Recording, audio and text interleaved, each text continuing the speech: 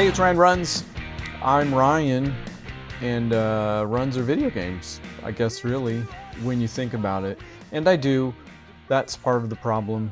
I've talked about the game I'm going to talk about today before. In the lead up, I think, especially during my modern Infinite Warfare, the Infinite Warfare, the modern version of Infinite Warfare, which is the only version where I talked about how much I like that game. But very different from the one that I mentioned I did want to talk about, which is Spec Ops: The Line. But I mentioned I wanted to dive into the conversation a little bit more on what that game is first before I wade in myself. It isn't to say this isn't mostly still going to be me just talking about my own thoughts about the thing and experiences with the thing, but let me tell you, there is no lack of information, opinions, thought pieces about this game, about Spec Ops: The Line, and for good reason. I don't know if I'm going to add much to any of that, really. Again, I think the best I can bring is just my own experiences with any given thing. And maybe that's a good place to start, actually, because I am reminded often, it seems, of that day in Film 101. I mentioned this, oh gosh, what movie were we talking about? Book Club for Movies, check it out. It was, I can't remember, but I talked about that day in Film 101 where, after a lengthy, if not detailed discussion about a Alfred Hitchcock film, I want to say North by Northwest even, somebody raised their hand and said, how much of this do you think was on purpose? And the teacher, no doubt, having had this question, I don't know how many times before. In fact, I'm sure in a Film 101 class, this thought or a shade of this thought does cross all of our minds at one point, but the teacher, being as good as she was, also name forgotten, has solved that for me earlier on than for this fellow, it seemed.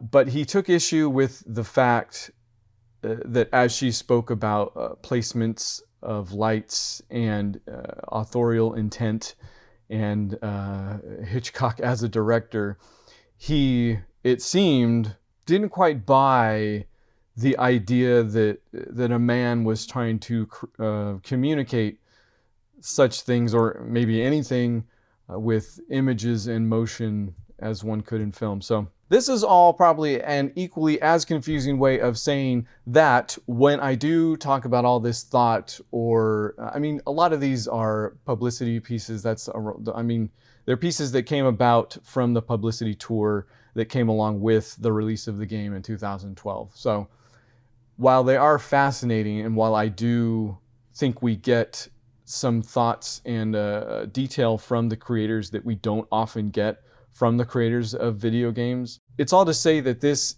exists in that place that I love to live. You know me, especially if you've heard Book Club for Movies, where things are greater than the sum of their parts, where I can kind of dive into the zeitgeist and make up things out of thin air, it seems.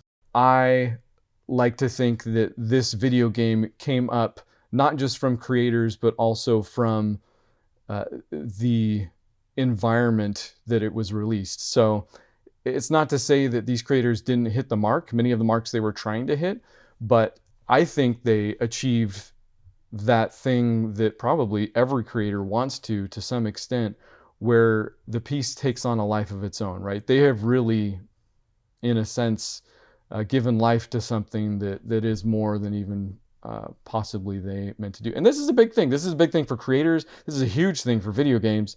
And like I said, it's just where I love to live. So I'm glad we could get that out of the way now, because the viewership should just be whittled down to exactly the people who don't hate me or that thing at this point. So, Spec Ops.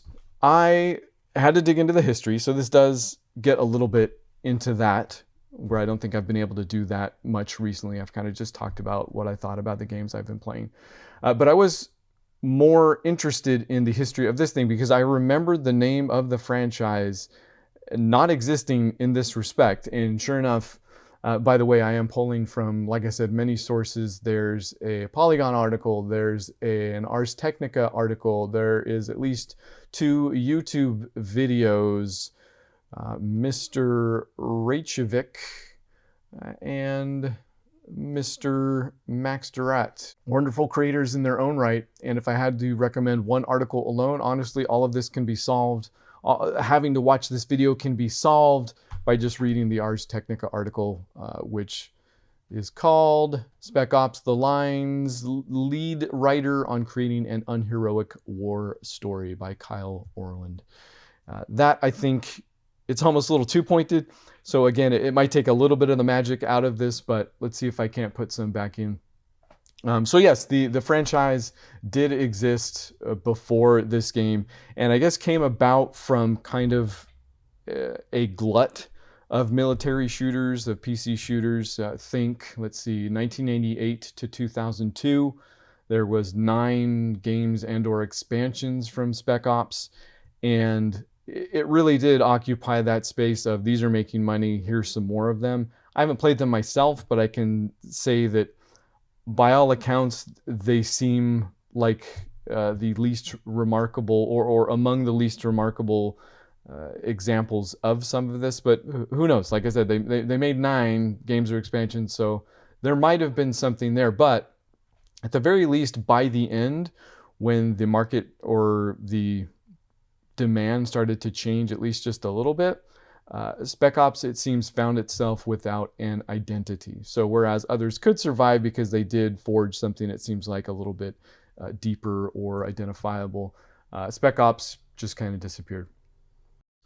In 2006, it seems that Jaeger themselves pitched a third-person shooter to 2K, who had recently decided to revive this franchise, so said, okay, to the idea if they would make it a Spec Ops title. They declined, actually, so 2K came back with something along the lines of, what if it's a blank check? So, actually, maybe that's the wrong way. Well, what if it's a... It wasn't a blank check in that they would give them all the money they wanted. It was a blank check in that they could do whatever they want. A clean slate might be a better descriptor there. They could make whatever they wanted. And we're hitting about 2007 here, which was when Call of Duty 4 came out. So the fact that they were even looking at something of a rebirth of this genre might seem prescient. But if you think about it in the way that they now had to start making this game the year that Call of Duty came out, they were late to the party. And it didn't help so much that they even, I think 2009 was at the year they were shooting for to begin with, and they had to end up pushing it to 2012. So it came out amongst all of those other Call of Duty 4 clones. In fact, you could even view it as a second wave of the first wave that created Spec Ops in the first place, as kind of this unidentifiable cash-in. Seems harsh. And I don't know if they made money. They made a lot of them, so they probably did. But in any event, here we go, round 2. And Jaeger takes the idea and runs with it. And upon hiring, I think Walt Williams was with Jaeger in some capacity or in Germany already. But they brought along Richard Piercy as a co-writer and Corey Davis as lead designer, who I was excited at first because it said he came from Condemned 2. I don't think Condemned 2 was Criminal Origins. The first one was, the first game had a subtitle for some reason, Condemned 2 Bloodshot. That's what it was, which is actually, I remember fully enjoying that game. So I got excited for a second until I realized he worked on the multiplayer, it seems, in some respect. So he had a love for horror games, I think, along with Piercy and Williams. So it's not that there isn't zero DNA, it's just not quite the A to B that you might like. In any event, Spec Ops gets underway, and I'm just going to skip to It Comes Out, because that's where my history with it began. Actually, that's not entirely true. I picked the game up after hearing all of these rumblings about it, that it did do something more than a normal shooter, that it was kind of special in some way. So I picked it up, and it sat on a shelf for years. It sat on this shelf for years and years, and not even, in fact, it might have been on my Series X even, so I might have held on to that for like an entire generation, darn near an entire generation, before I played it. And even since then, it's sat, the footage I've captured that's probably playing down in the corner as always, has sat on my computer for months and months since I finished the game. So what could go wrong? The game itself is nothing special, and again, you're going to hear a lot of this in a lot of the reviews of it. It's post Gears of War kind of third-person shooter, get into cover, throw some grenades. What makes it special is that it's bad. It doesn't have any of the smooth corners that Gears have, and I don't just mean on the cover, I just mean as you get into and out of cover. So you'll find yourself making a lot of accidents when it comes to that, which can be incredibly frustrating. Obviously, trying to move in and out over sometimes. I want to say they made the cover button the exact same as the vault button. So you're just going to end up jumping out of cover like right in front of the bullets accidentally a lot of the time. So that's not fun. And it's too bad really, because I think it is smart in other areas. The AI is actually useful. You can point them at, there's not a complication to the commands that you can give them or anything like that. You just kind of point them at an enemy, and sure enough, after a certain amount of time, they will shoot and kill him, which is more than I can say for a lot of AI in games. So that does come in handy, because I think, and this might just be because I played it on hard mode because I had to, because it's humans, but I feel like they made the things that are kind of afterthoughts or things that don't matter in other games, they made those matter, and it works in a game that doesn't pull the punches anywhere else on the hard difficulty level again. So even though you will die in a second, you can point your AI at a person and they will do the job. And you can kind of just do that if you're willing to, which I always am. Take the time in some of these games to pick your way through the levels to get to the end. So that's good. Its weapons are lethal. It really feels like one-shot kills both to you and the enemies. There aren't any bullet sponges. There are a couple mini bosses, but even then they don't feel like bullet sponges, and the weapons are placed about kind of accordingly, so you feel like there is some strategy to that final. I'm thinking about one in particular, which isn't worth describing necessarily, but it is a mini boss, and he can take a lot more hits, but you're given special weapons and an environment that he moves slowly around. I still had fun with it. So I think all that is smart, and I think it's even smarter because it does then start to bleed in what makes this game so truly special. The thing that I did keep hearing, and I think the reason you do keep hearing about this game so long after the fact, is the setting. Let's start off with. It is in Dubai, which, you know, is kind of that standard of opulence that you hear and see about so often. But in a not only war-torn Dubai, but in a Dubai that's being slowly buried with sand. And there's a lot about that sand mechanic out there. I think it's something that they could hang the marketing on. So you kind of see that more often than not. It does figure into the gameplay. You are sometimes shooting the floor out from underneath enemies. You are sometimes shooting the ceiling out from underneath enemies. There's been a sandstorm, so sand will come in at different areas and do different things. It does meaningfully affect the gameplay and can be used in some interesting ways, but to me it's just part of the whole. It's one of those parts that adds to the sum, and not in the way that it was such a cool game mechanic that, oh man, you've got to play this. Like, I don't even think it goes that far. I don't think it's that accomplished, but it's done well. And which is, again, more than I could say for some of those cover mechanics. And why this starts to bleed into what makes this game so special is because, environmentally speaking, it adds an oppressiveness to everything that you really can't get away from. You know, it's in the air, it's built up around the corners of every room.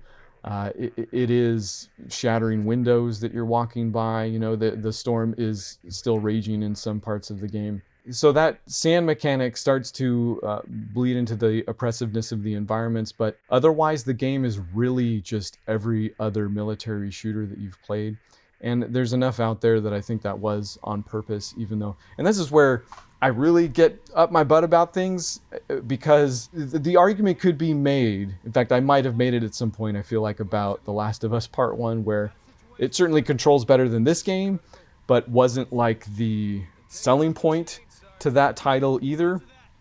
And I ended up liking it. It was like they made it a little not optimized to fit the nature and, again, theme of that game. So I could really get into it with Spec Ops: The Line and be like, it doesn't handle great because you're meant to feel not great. This game even has one of the worst cases of checkpoint before cutscene that I think I've ever played in my life. I'm wondering if it was in the design document. And because I'm nuts, because I'm crazy, even though, again, on hard difficulty, it's no cakewalk, and I end up playing the stupid checkpoint / cutscene over and over and over to the point where I have the lines memorized and I hate them for saying it over and over.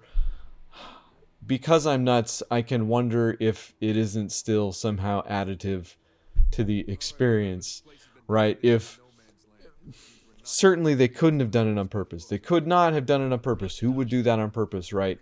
But if I don't end up saying to myself, darn it, haven't I done this all before?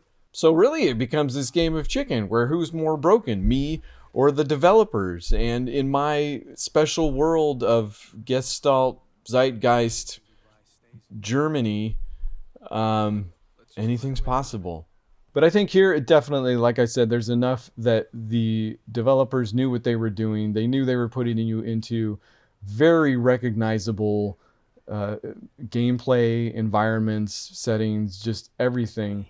In fact, the way they put it was to get you comfortable, so that they could then surprise you. So it does that quite well. It is generic in quite spectacular fashion for less than half the game. But there are, once you finish it, these kind of hints and signifiers that there's more going on underneath. And it comes through in the way of some light character work. There's a radio man. In fact, this is a great place to start with this stuff.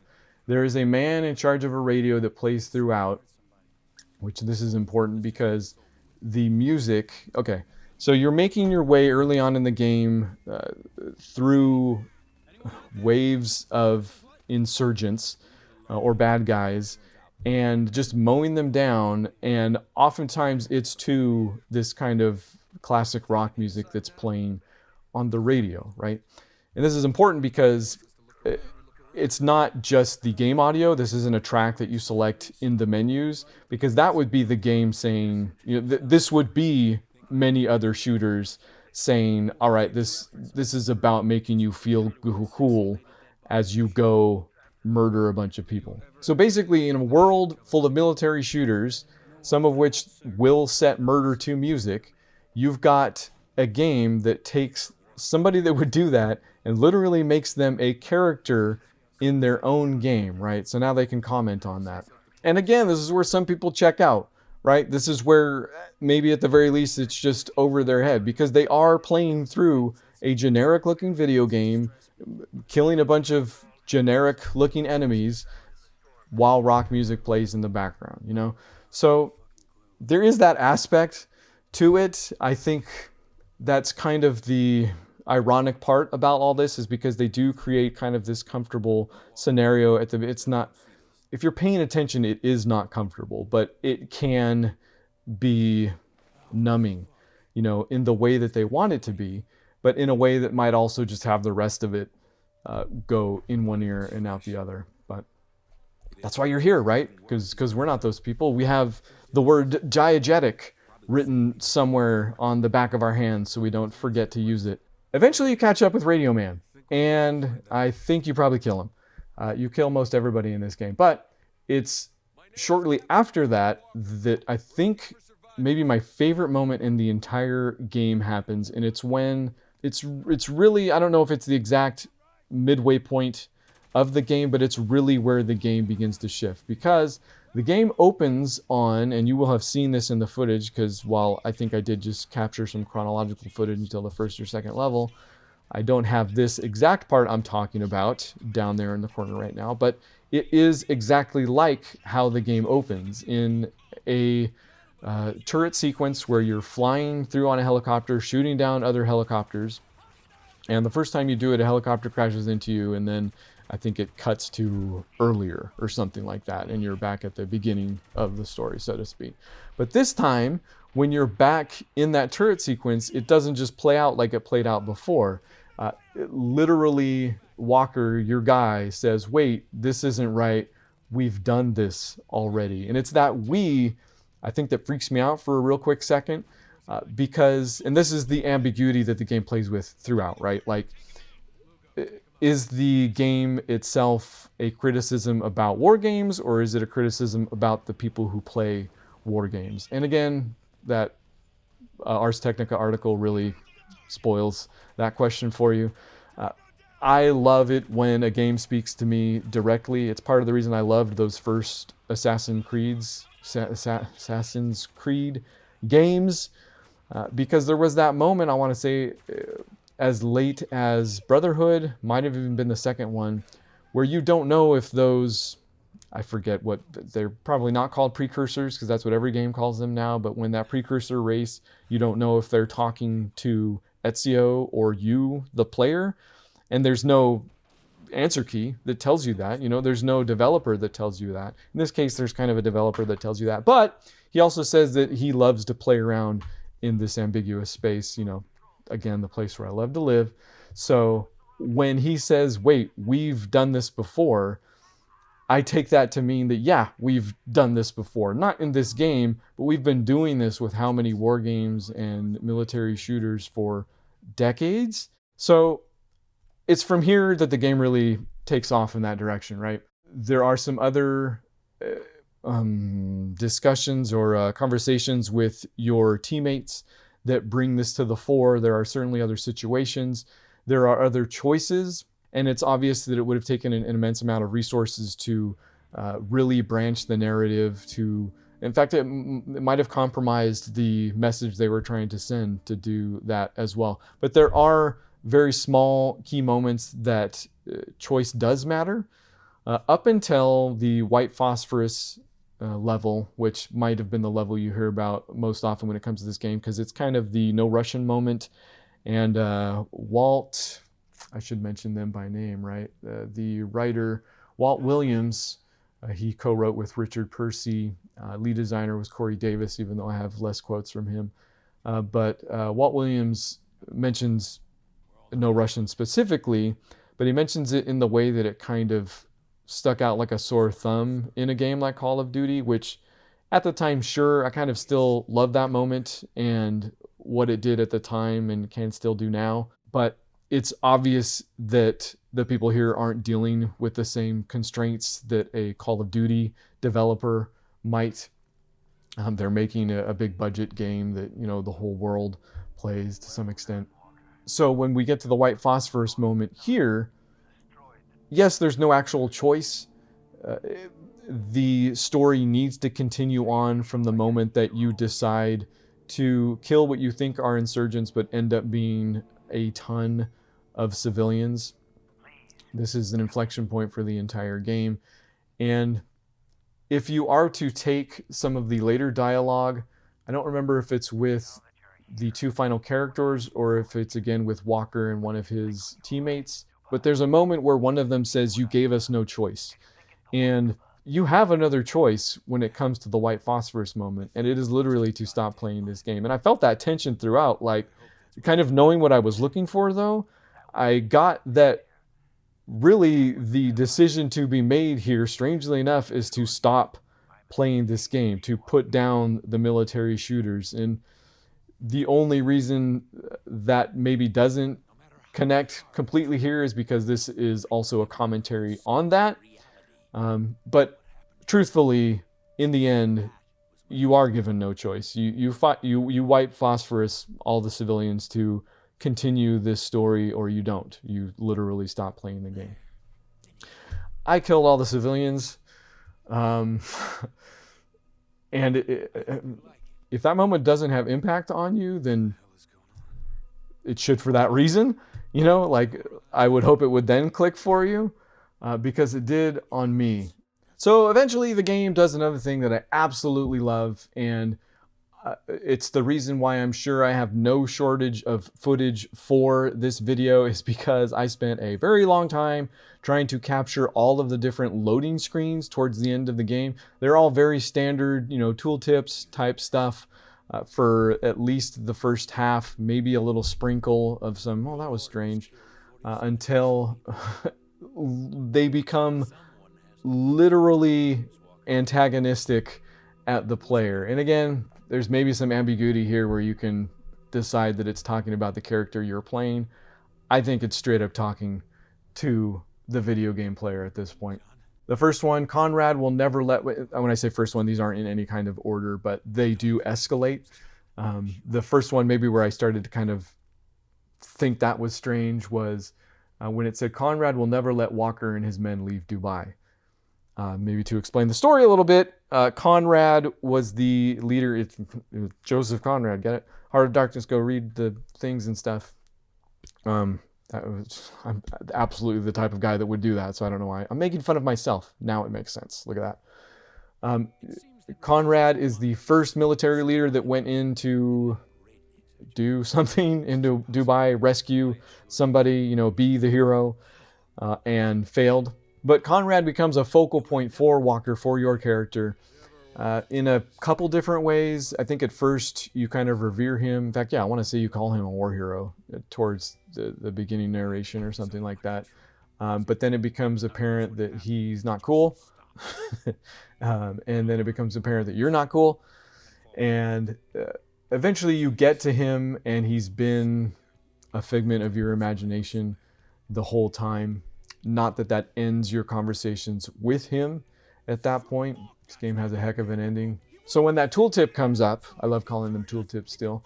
When the tooltip that tips you that Conrad will never let Walker and his men leave Dubai, it's different because you're not used to being goaded in a way. You know, this makes it sound inevitable. Like you're going to have to kill the guy. But it's like the least of these loading screens. Check these other ones out. The U.S. military does not condone the killing of unarmed combatants. But this isn't real, so why should you care? Tell me, like, that's obviously speaking to the player. Do you feel like a hero yet? This is all your fault, literally. That's just all it says on the tooltip loading screen. Can you even remember why you came here? It's time for you to wake up. It's nuts, man. I know it seems like such a small thing, and this game excels at small things, might be why, but this was such a brilliant choice to put those in there to challenge the player, to challenge the point of view. And this all leads up to Walker's confrontation with the figment of his imagination, this Conrad character that has been a hero, been a monster, been everything that Walker is also. So you're basically given the choice to kind of complete the loop or reject, even though the rejection is hollow. Like everything that this game ends on is hollow and meant to be. In some of the articles, it does mention there's being some tension, you know, or at least the developers expecting there to be some tension when it came to the ending of the game because they wanted to kill Walker. In the end, it's kind of a choice, but in the end, it's not really. If you do all of the things that you can do, I think it involves not shooting yourself and also surrendering to the third wave of military guys, the U.S. military that comes in. You can just ride out of the area in the back of a car, but in that ride out, when somebody asks Walker how he could have survived all this, his response is that, you know, who said I survived? So it's one of those all-time great moments. Well, for me anyways, it's those endings that I love, and yet there is an ambiguity to it just in what you're seeing. You know, there's a dissonance in what you're seeing, feeling, hearing. It's done really, really well for a game that isn't a whole lot of fun to play. They succeeded in a lot of different ways, but I think, like I said, that they've given birth to something that even they should be proud of. Like they've created something wholly different in spite or because of the sum of its parts. I guess the way that works is that it can be either or and still be something worth experiencing. So it's a lot of highfalutin from me, again, that I'm sure you might be used to at this point. Book Club for Movies, go check it out. But again, it's why I like to play games. I'm only happy if I'm thinking about something new, if I'm trying to figure out something new. I'm entertained if I'm able to switch off for a little bit. And we all need that. I don't want to rail against that in any way. I certainly need that from time to time. And it's why video games is a great medium. It's why movies are great too. You know, you can have this thing that does this thing, and you can have this thing that does that thing. They can both exist. One of them really gets you thinking, gets me thinking, and gets me talking, apparently. Gosh. So if any of that sounds interesting to you, go play that game. If any of this was entertaining to you, come back next time. Speaking of wild swings, it might be about Dr. Mario World, which I have the unique experience of having broken up with me instead of the other way around this time. So come back possibly next week for that. And for Book Club for Movies, if you're interested in action movies, we've done a whole month of that so far recently with some of my favorite movies from this big long trip that I've been on. And we're going to wrap it up with Wolf Warrior 2 next week. So thank you, and see you next time.